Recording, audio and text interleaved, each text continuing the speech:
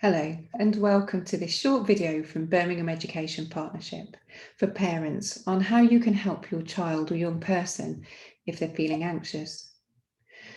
During times like this, we need to look after our mental health and well-being.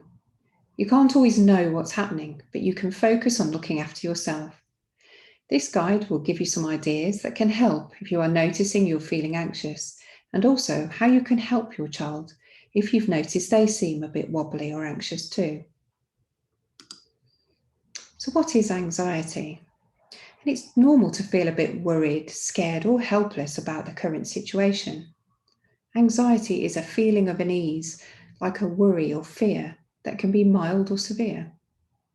Everyone feels anxious from time to time, and it usually passes once the situation is over.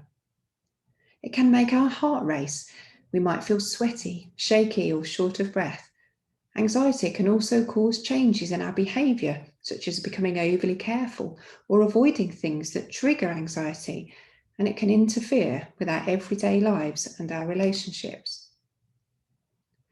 There's lots of reasons why we might feel anxious, particularly at the moment. You may be worried about the health of yourself or your family. You could be anxious about not knowing when the pandemic will end and further lockdowns. Perhaps we feel anxious about not being able to see friends or doing activities that we would normally do to keep ourselves well. This loss of normality and usual freedoms can lead us to feel out of control and anxious. So, how do we experience anxiety?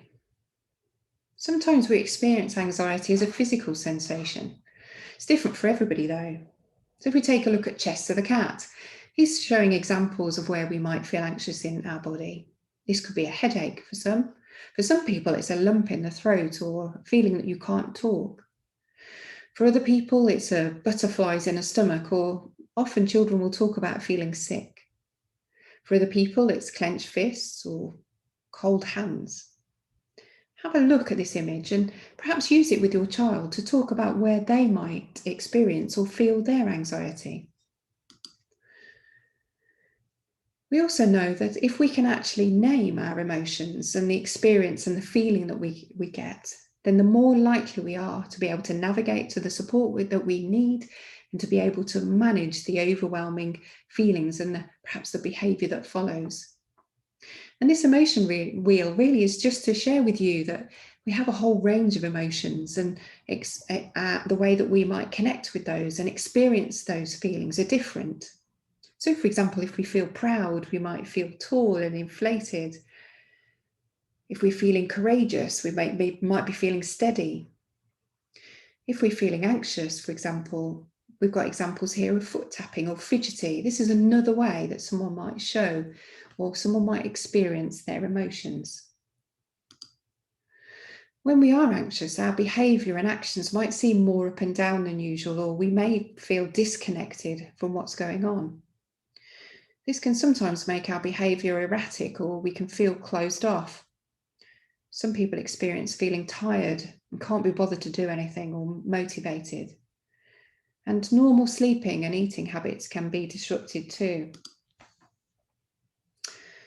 When you notice any of these sensations or behaviours, and you notice that you're feeling anxious, you may start to feel perhaps overwhelmed.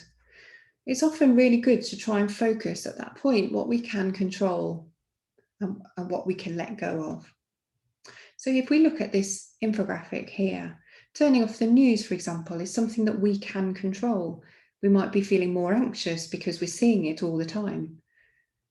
But we can't control the actions of others, predict what will happen, or how long this will last. And those are the things that we need to let go of for now. So developing a routine to your day is really helpful in giving you a sense of control and helping anxiety. And we know that you may be able to want to do that as a family, to be able to have a structure to the day. So keep to that daily routine where you can. But make sure it's not too restrictive. Keep busy, because you know when you're distracted, there's no time to worry, or it takes your mind off it for a short while. It feels like we're bringing back some normality to life. Keeping active. So 30 minutes of activity a day is the only thing that might help us, or that the only time that we might have to ourselves, but make time for it as part of a structured day.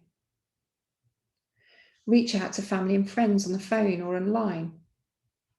Keep technology to a minimum.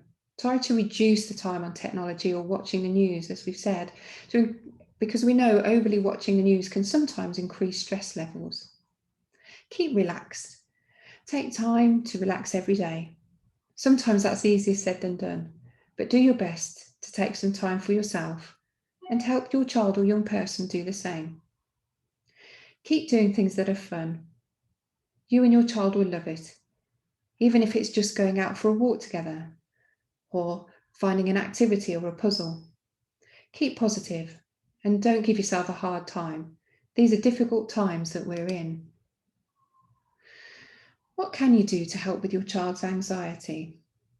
Talk about their worries and anxieties. They're completely normal. Help them feel heard.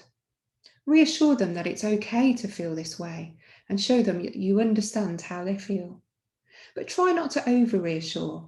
Provide a sense of calm and order with conversations about what might be happening. Try and discuss solutions for their worries or redirect them to think about something else. We also know that taking some deep breaths or mindful breathing activities are really helpful. Doing something fun, dancing on the spot, completing a puzzle, or playing a game together. For some people, writing down their worries and posting them into a worry box, children particularly find this helpful. You might even want to write it in a journal. We know older children sometimes find it really helpful to write 3 things that they've been grateful for that day or they've really enjoyed that have been positive. And as we've said, take away time from technology and unplug. In Birmingham, we've got lots and lots of support available. There's often somebody that you can reach out to who have trained, helpful people who want to do their best to help. And here are some organisations that will do that for you. And particularly if the anxiety won't go away and it affects your everyday life, but over a long period of time, or that you feel if things are getting worse and not better, do reach out. So keep going. We all need to take good care of ourselves. So why not try one of the ideas, but try and do it every day for at least a few days to see if it helps to improve the anxiety in your family or your child or young person. Take care.